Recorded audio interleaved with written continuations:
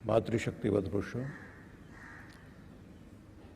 गीता को हम सभी चिंतन मनन करते हुए उसके संदेशों को आत्मसात कर रहे हैं और भगवान श्री कृष्ण हमें जिस ओर लेकर चल रहे हैं वह हमारे जीवन के लिए महान संदेश है। कल जैसे हमने ये समझा था कि हमारी प्रज्ञा प्रतिष्ठित हो, स्थित हो, स्थिर हो, तो उसमें उन्होंने ये कहा कि हम अपनी भावनाओं पर भी इस तरह से नियंत्रण कर सकें, काबू पाएं कि किसी भी लहर के साथ हम बह न जाएं, क्योंकि प्रत्येक मनुष्य के अंदर जो भावनाएं हैं उनका प्रभाव हमारे समस्त अंतःस्रावी ग्रंथियों पर पड़ता है, जो इंडोक्राइन ग्लैंड्स हैं, और उन इंडोक्राइन ग्लैंड्स के द्वारा जो केमिकल, जो रसायन, जो स्राव शरीर में बहता है, उसका प्रभाव इतना तेजी से होता है कि अगर कोई क्रोध वाली भावना आई तो शरीर के अंदर एक रासायनिक प्रभाव आएगा और पूरे शरीर के स्थिति, खून तेजी से दौड़ने लग जाएगा, आपका श्वास तेजी से चलने लगेगा, आपकी मुट्ठियां बंद हो जाएंगी, आप दांत पीसने लग जाएंगे। वो जितनी तेजी के साथ में स्राव बढ़ेगा, जितने स्तर से बढ़ेगा, उतना ही पूरे शरीर के अंदर परिवर्तन आना शुरू होता है। इसी तरह से किसी की बातें सुनने के बाद आपके हृदय में उसके प्रति प्रेम का भाव जागता है, तो भी आपके अंदर की जो अंतःस्रावी ग्रंथियां हैं उनके स्राव के द्वारा आपके शरीर में परिवर्तन होते हैं। भावनाएं बहुत बड़ा काम करती हैं, क्योंकि हमारी भावनाएं जो हैं वही हमारी क्रियाओं को प्रभावित करती हैं, और क्रियाएं जो हैं वो हमारे कर्म को विस्तार देती हैं। हमारा आचरण और हमारा व्यवहार उसके अनुरूप होता है। ये ध्यान रख लीजिए कि कोई भी विचार की तरंग मस्तिष्क में आती है, उसके अनुसार फिर भावनाएं बनती हैं। भावनाएं जो हैं वो क्रियाओं में आती हैं, क्रिया फिर आचरण बनता है। प्रत्येक व्यक्ति के साथ जो कानों से सुना जा रहा है, जो आंखों से देखा जा रहा है, उन सब के अनुरूप हमारे अंदर विचार आते हैं। उन विचारों से फिर भावनाएं आती हैं। भावनाएं हमारे व्यक्तित्व को बाहर ले जाती हैं, और इसलिए कुछ लोग आपको उकसाते हैं, कुछ आपको भड़काते हैं, कुछ आपको निराश करते हैं। उनके अंदर से निकलती हुई जो भाव तरंगे हैं वो आपके व्यक्तित्व को प्रभावित करती हैं। किसी की बात सुनकर निराश होंगे, किसी की बात सुनकर उत्साहित होंगे। मतलब ये कि उनके हाथ में आपका रिमोट कंट्रोल होता है। वो लोग वहीं से अपने रिमोट कंट्रोल का बटन दबाकर आपकी भावनाओं को प्रभावित करते हैं, और उसके साथ आपके मूड चेंज हो जाते हैं। आपके भाव मुद्राएं जैसे बदलती हैं, मूड सिग्नल्स जो भी हमारे दिखाई देने लगते हैं, उसके आधार पर हमारा पूरा शरीर उसी तरह काम करने लगता है। इसलिए समाज में दूर बैठा हुआ व्यक्ति भी आपको प्रभावित करता है। आप जहां आसपास रहते हैं, किसी का ओरा भी आपसे बिना बोले भी अगर कोई व्यक्ति आपके आसपास है और उसका ओरा, उसके प्रकाश का घेरा आपके प्रकाश के घेरे के साथ मिलता है, तो किसी को देखते ही आपको लगता है कि इसके साथ बैठना भी नहीं चाहिए, बात भी नहीं करनी चाहिए। ईर्ष्या में, बैर में जलने वाले लोग रात दिन अपनी ईर्ष्या की तरंगे भेज रहे होते हैं, क्रोध से जल रहे होते हैं। वो विनाश करने के लिए जो उनकी तरंगे आ रही होती हैं, जैसे कभी आपका ध्यान उधर गया तो आप वो कैच करने लग जाते हैं, तो आप भी जल उठते हैं उस समय। फिर वैसे ही आदान प्रदान होने लग जाता है। श्री कृष्ण ये समझाते हैं कि आप भाव तरंगों से मुक्त हो जाओ। आपके अंदर जो भावनाएं उठ रही हैं वो लोगों के द्वारा दी गई भावनाएं नहीं होनी चाहिए। आप अपने वास्तविक रूप में उतर आए। तो जब आप भय, क्रोध आदि की जो लहरें हैं, भावनाएं हैं, भाव तरंगे हैं, उनसे ऊपर उठना शुरू होते हैं और अपने वास्तविक रूप में आते हैं, तब आपकी प्रज्ञा प्रतिष्ठित है। मतलब तब आपकी जो बुद्धि है वो स्थिर है, और बुद्धि स्थिर है तो फिर उसकी पकड़ मन पर होगी, और मन पर अगर पकड़ है तो फिर मन से इंद्रियां पकड़ में आती हैं, आपका व्यक्तित्व पकड़ में आता है। इसलिए ये साधारण ज्ञान नहीं है। और कमाल की बात तो ये है कि अर्जुन ने जब ये प्रश्न किए तो इन प्रश्नों का मतलब क्या हुआ कि उसके अंतर में एक बहुत बड़ा परिवर्तन आया। जब उसने पहले ये जान लिया कि मैं देह नहीं हूं, एक चैतन्य रूप हूं और इस संसार में अपने कर्तव्य कर्म करने के लिए आया हूं, और मैं जो हूं वो एक आत्मा हूं जिसे कोई शस्त्र नहीं काट सकता, आग जला नहीं सकती, हवा सुखा नहीं सकती। जैसे शरीर में बहुत सारे परिवर्तन होते हैं, जैसे मौसम में परिवर्तन होते हैं, जैसे संसार में घटनाओं का प्रवाह बदल रहा है, ये सब जड़ में परिवर्तन हो रहे हैं, प्रकृति में परिवर्तन हो रहे हैं। मेरी आत्मा में कोई परिवर्तन नहीं होता। मैं तो बस इन मौसम को अनुभव करने वाला हूं। जैसे आप मौसम अनुभव करते हैं वैसे आप घटनाओं को अनुभव करते हैं, वैसे आपके शरीर के साथ जो घट रहा है, आपका शरीर बदल रहा है, बच्चे से आप बड़े हो रहे हैं, बूढ़े हो रहे हैं, आत्मा तो वही रहती है। बस आप अपनी जगह, क्योंकि जिस कीली पर चक्र घूम रहा है वो कीली नहीं घूम रही है, आपकी आत्मा के चारों तरफ सारा कुछ गतिविधियां हो रही हैं, लेकिन आप गति से बाहर हैं। अब ये सारा ज्ञान समझ में आने के बाद जैसे ही उनको व्यवहारिक ज्ञान दिया गया, कर्मयोग का ज्ञान दिया गया, अब अर्जुन की स्थिति ये हो गई कि कृष्ण के प्रति श्रद्धा जाग गई।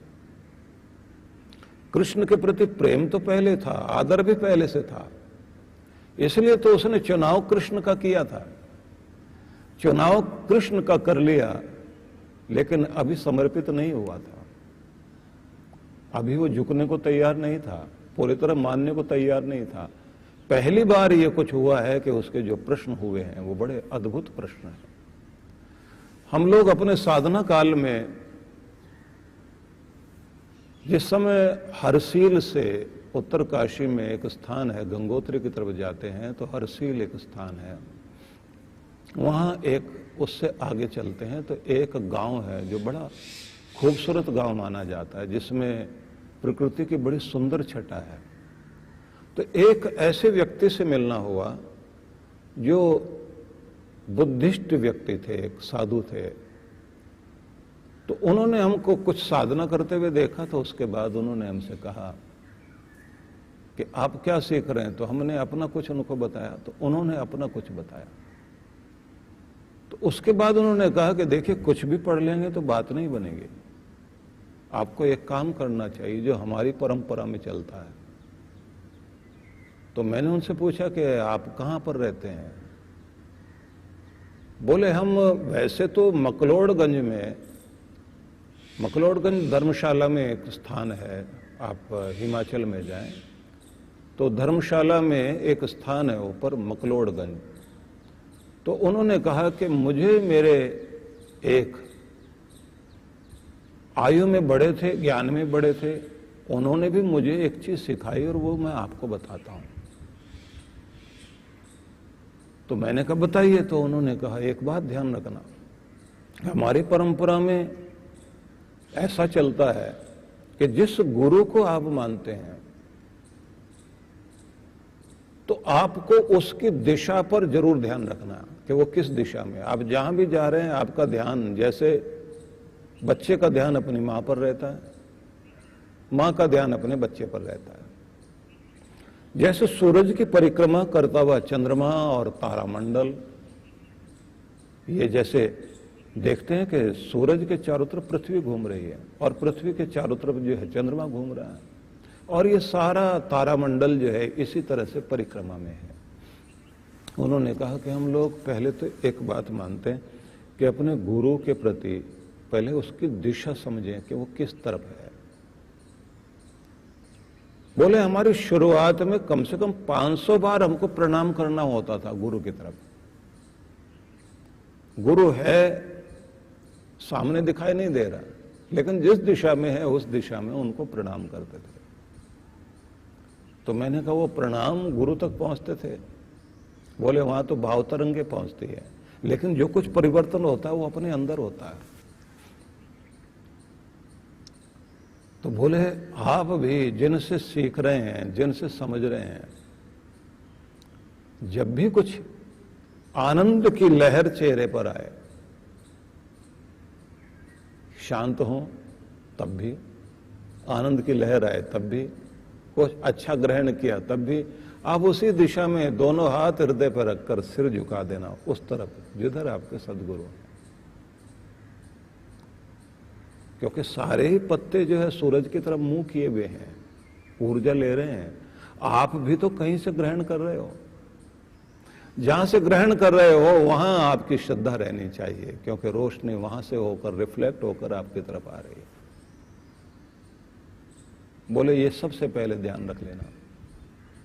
जब झुकना आ जाएगा और आपके अंदर भाव प्रवाह शुरू हो जाएगा गुरु के प्रति, और फिर वो बोले भेंट रखना है हर दिन गुरु के लिए। तन मन धन तीनों गुरु के लिए। तन से कोई कार्य करो, मन की तरंगे उधर की तरफ रहें, और जो तुम्हारे पास कुछ है कीमती, तो तुम्हें कीमती बनाने में जो व्यक्ति सब कुछ लगाते रहे हैं, तुम्हारी आसक्ति जहां पर भी है वो उस तरफ समर्पित कर दो। बोले बस इतना आप करके देखना और आपके अंदर एक अद्भुत परिवर्तन शुरू हो जाएगा। आपका ज्ञान, आपकी भक्ति, आपकी साधना वो तेजी से बढ़नी शुरू हो जाएगी। क्योंकि विनम्रता ही जो है मान देती है, लेकिन विनम्रता ही ज्ञान भी देती है। झुकने से ही उठना होता है। वो बड़े, उनकी आंखों में इतना प्रेम था कि वो बार बार जिस शिला पर बैठे हुए थे, नीचे पानी बह रहा है, और वो बार बार एक बात कहें तो फिर उसके बाद एक दिशा में झुक झुक कर ऐसे करते जाएं, और फिर कहें। तो मैंने कहा ये आप क्या करते हैं ऐसे झुक कर? बोले उनको प्रणाम करता हूं, क्योंकि आवाज मेरी है, शब्द तो उनके हैं, भावना उनकी है, जो कुछ मैं हूं उनके कारण हूं। और अगर कोई असर आपके ऊपर भी होगा तो उनके कारण होगा। और मैं बहुत गदगद हो गया उनकी बात सुनकर। वो बोले अभी प्रभावित मत हो, करके देखो। और बोले जो आपने मुझे सिखाया वो मैं करके देखता हूं, और फिर हम लोग मिलते हैं। और एक वर्ष के बाद में हम लोग फिर वहीं, जहां मकलोड़गंज में, जिनके साथ में वो उनका बहुत प्रेम था और जो उनके मार्गदर्शक थे, उनको बड़े भाई की तरह से वो देखते थे। तो हम लोग गए धर्मशाला में, और वहां से फिर मकलोड़गंज, पता लगा वो नड्डी में है। नड्डी एक ऊपर की जगह है, बड़ा सुंदर सा स्थान था वो। जैसे चारों तरफ कोहरा छाया हुआ होता है, ऐसे जो है थोड़ी सी भी मौसम, आसपास अगर बादल हो जाए तो वहां कोहरा चारों तरफ दिखाई देने लग जाता है। और इतनी ऊंचाई पर है कि नीचे के सारे दृश्य गायब हो जाते हैं, एक अलग ही दुनिया में आप पहुंच जाते हैं। अब जब हम लोग वहां उनसे मिले जाकर, उन्होंने कहा कुछ घटा, तो हमने कहा कि ये इतने समय से हम लोग सुनते थे कि गुरु के प्रति श्रद्धा रखो, बोले वो एक ज्ञान है, अनुभूति वो नहीं है। अनुभूति कर्म के कारण आती है। बहुत सारी बातें हुई जो अलग अलग तरह से, कुछ चीजें उनकी, कुछ हमारी। लेकिन मैं आप सबसे ये बताना चाहता हूं कि आप जब तक अर्जुन की उस मनोदशा में नहीं आएंगे कि गुरु के प्रति श्रद्धा नहीं हो, बताने वाले के प्रति श्रद्धा नहीं हो, आपकी चेतना में कुछ घटेगा नहीं। जैसे आप बहुत प्रेम में हो जाएंगे, आपके प्रश्न भी बदल जाएंगे। इसलिए अर्जुन के अंदर ये परिवर्तन आया तो उसने प्रश्न किए कि मैं जानना चाहता हूं कि जिनके अंदर कुछ घट जाता है उनका बाहर का आचरण कैसा हो जाता है। जिनकी प्रज्ञा स्थित हो गई है, मतलब जो ध्यान में चल पड़े हैं, आंतरिक चेतना जिनकी जागृत हो गई है, बैठते कैसे हैं, बोलते कैसे हैं, चलते कैसे हैं, क्या दिखाई देगा। और श्री कृष्ण वही सब समझा रहे हैं कि ये अंदर जो परिवर्तन हुआ वो क्या है। इच्छाओं पर राज कर रहा है, कोई लहरों पर चल रहा है, कोई भावनाओं की उताल तरंगों में। आप कभी जाएं, कुमारकम एक स्थान है केरला में, जब आप जाएं वहां समुद्र में आगे की तरफ जाइए तो 40-40 फुट ऊंची लहरें उठती हैं। और जिस दिन कभी आसमान में पूर्ण चंद्रमा हो, उस दिन सबको ये सूचना दे दी जाती है कि आज कोई भी मछुआरा अपनी नौका लेकर अंदर नहीं जाए। बड़े बड़े जहाज भी अलग साइड में हो जाते हैं, लहरें बड़ी तेज होती हैं। जब हम लोग वहां पर थे तो हम लोग ये सोच रहे थे कि ये लहरें जो हैं इतनी ऊंची नहीं है जितनी अंदर लहर चलती है। उसमें सवार होना आसान बात नहीं है। जब आपकी लहरें बहुत तेज चल रही हों, पहले तो यही कोशिश करो कि लहरें शांत हो जाएं, नहीं तो अपनी नौका लेकर आप चल पड़े, अंदर गुस्से की लहर है। पहले खुद शांत कर लीजिए अपने आप को। किसी भी भावना की लहर में आपकी लहर जितनी ऊंची होगी उतनी नौका जो है डूबने वाली होगी। इसलिए जिंदगी को संभाले रखने के लिए लहरों को शांत करना बहुत आवश्यक है। कृष्ण भगवान जब ये कहते हैं कि अंदर की सारी लहरें शांत हो जाएं, तब पता लगता है कि बुद्धि स्थित है। अब नौका को चला सकते हो, मन को लेकर जा सकते हो, अपने ऊपर कुछ प्रयोग कर सकते हो। मजे की बात तो ये है कि श्री कृष्ण जो है आपको एक अलग दिशा में लेकर चल रहे हैं। वो कहते हैं कि तुम एक वैज्ञानिक हो और तुम्हारा शरीर और तुम्हारा मन ही तुम्हारी प्रयोगशाला है। अपने ऊपर कुछ प्रयोग करो व्यक्तित्व निर्माण के लिए, अपने आप को कुछ नया बनाने के लिए अपने अंदर कुछ प्रयोग करो। इसलिए आपका मंदिर भी आपकी प्रयोगशाला है। मंदिर में बैठकर आप कुछ थोड़े से मंत्र बोलकर हाथ जोड़कर आ जाएं, बात वो नहीं है। आपके भीतर की चेतना को और जागृत करने के लिए और नए प्रयोग करने के लिए आपको वहां बैठना होता है। तो आगे बढ़ते हैं। आगे उन्होंने एक और श्लोक कहा, यह सर्वत्रानभिस्नेहस्तत्प्राप्य शुभः शुभम नाभिनंदति न द्वेष्टि तस्य प्रज्ञा प्रतिष्ठिता। अद्भुत संदेश है ये। जो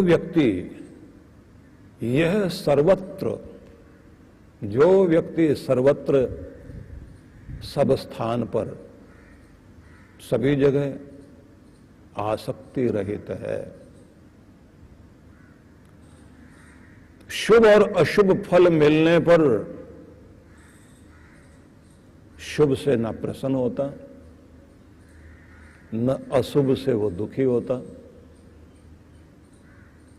बस समझ लेना कि जहां संतुलन बन गया, भावनाओं पर नियंत्रण आ गया, तब तुम्हारी प्रज्ञा, तुम्हारी बुद्धि स्थित हो गई है।